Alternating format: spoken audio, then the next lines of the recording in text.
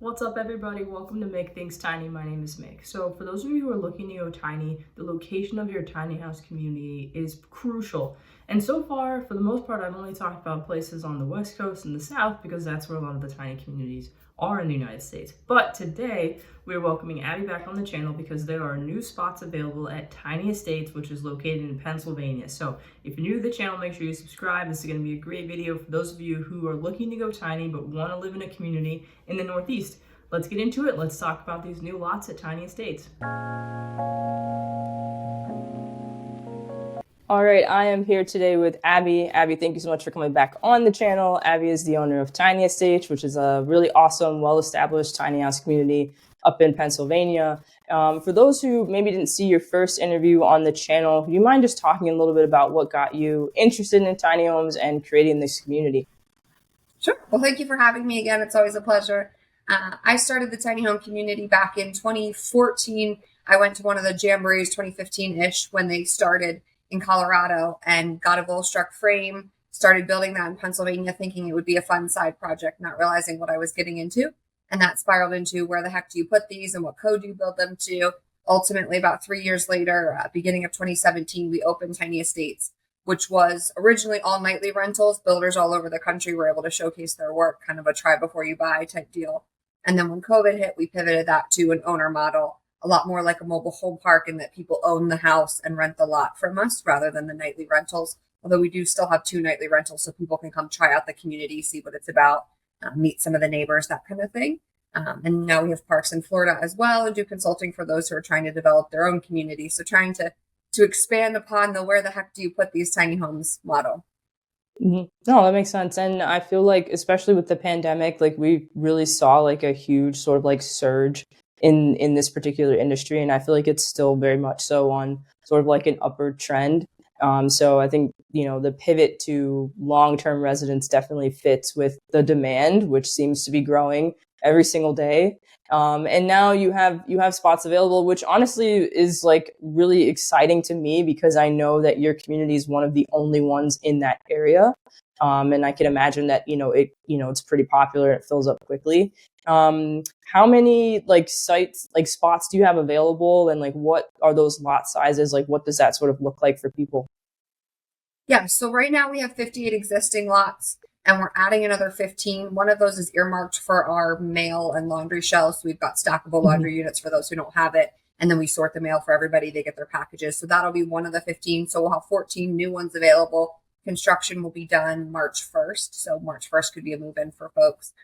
They're all larger lots, so 50 amps, and they allow 400 square feet. The largest we do is 11.6 wide, so just shy of that 12 feet, which is typically like then 35 long. But if people would rather, 40 by 10 or whatever configuration to hit that 400 square feet would fit in any of those lots. Okay, cool. That's great because people are definitely gravitating towards like larger tiny homes. So it's good that you're able to accommodate ones that are wider than 8.5 feet.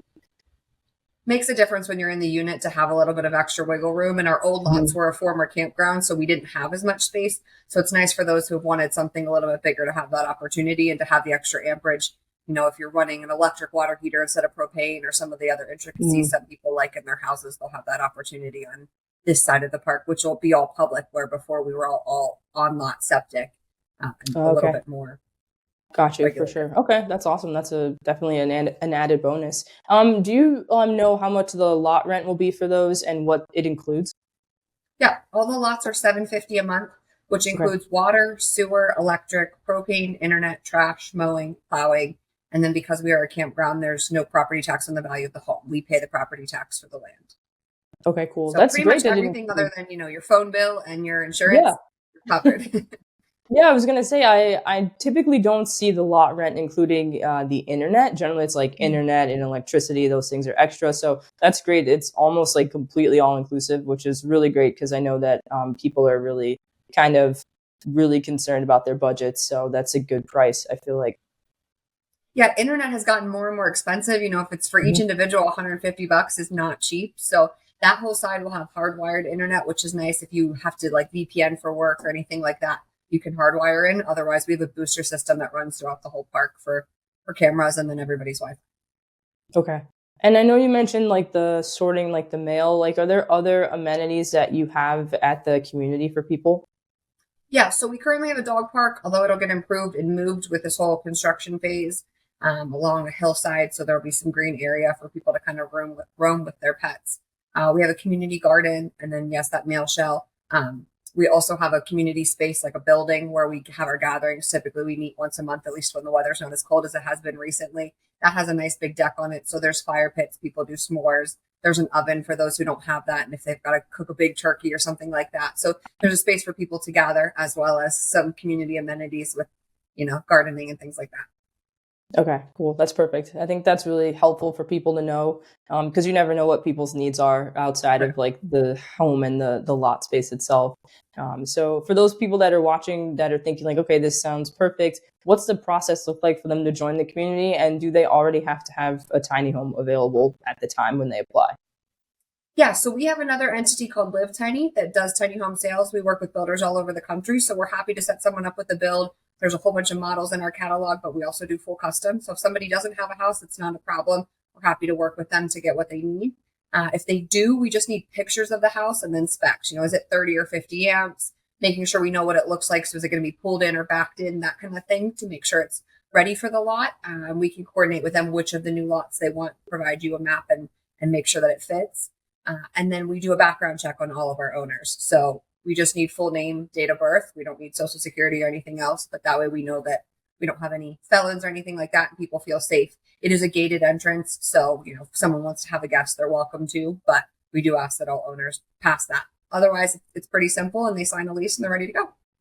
Okay, awesome. And can you reserve your spot? So, like, if someone's watching right now, can they reserve one of the lots that's coming available in March, or is there like a time period between when you sign the application that you would expect them to move in?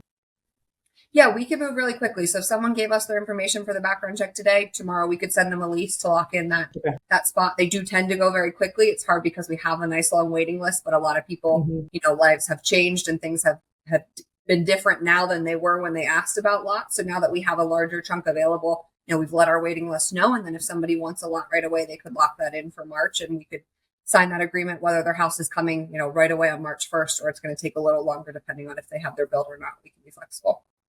Okay, cool. That's helpful to know because, as you know, there's a wide range of people that are looking to move into tiny house communities. There's those who are like, they're a year out and they just want to sort of like learn more about the community, versus those who are like they have to move in the next 2 weeks. So it's good Right. to know that it can be done relatively quickly. Right. Yeah. Mhm. Depending on where you are in the process, we're happy to work with you. Sometimes we have long-term rentals too. So if somebody's interested in that and not buying a house, we can add them to the list. And when that comes available, let them know as well. Oh, okay, that's awesome. I didn't know you had that. Rentals are huge. I think a lot of people there are people that are interested in the rental side because it's a huge commitment to go tiny full time. So not everyone's ready to buy a tiny house. So it's a good opportunity for them to try it out before they really take the leap. Yeah, we found a lot of people, they do it and it's not a forever thing. So we've had owners who Hmm. say, I still love the community. I still might want to come back to it, but for now, they just rent it out long term. We say at least 3 months as a long term rental. That way we can do the background check for those individuals as well. But having a number that's your all in, it's hard to come by an apartment where internet's included and all of your utilities. And so some people like that ability to budget and try it out before they go and design their own. They know what they like and how they would want to lay theirs out before they get a lot. So creates that Yeah, of opportunity. course.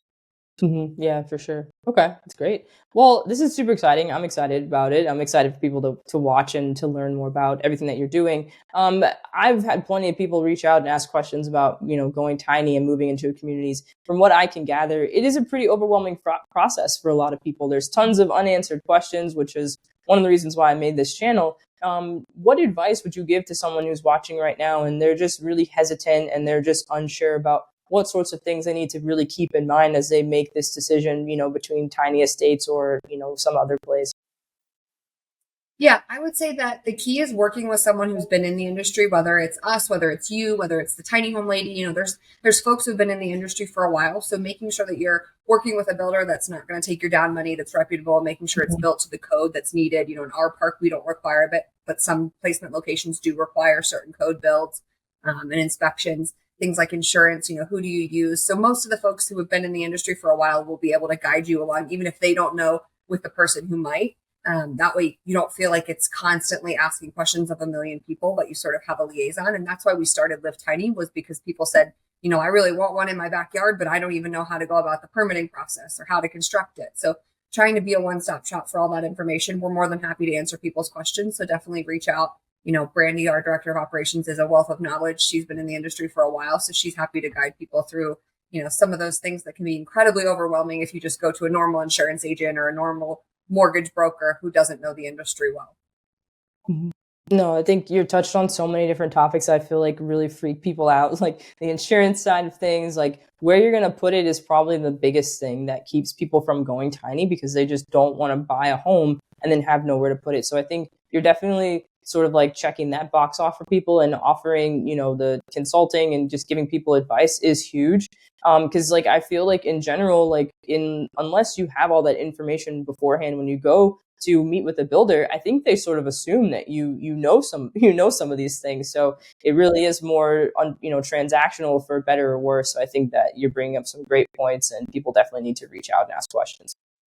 Yeah, a lot of times people think, oh, then there's going to be this huge number that comes with it. Because we're buying so many homes from these builders, we're getting a price. You're going to get the same price if you go to them directly. And then they're working with us because they know we're going to come with a lot of the answers that they have to walk every client through. So we're saving them a lot of time. So it's a win-win in that you get a lot of the advice and the perspective of a lot of years in the industry without having to pay a huge, ticket number on it. You'll pay the same for a house anyways, but you don't have all the headaches that come with having to learn and go through the troubles as you go.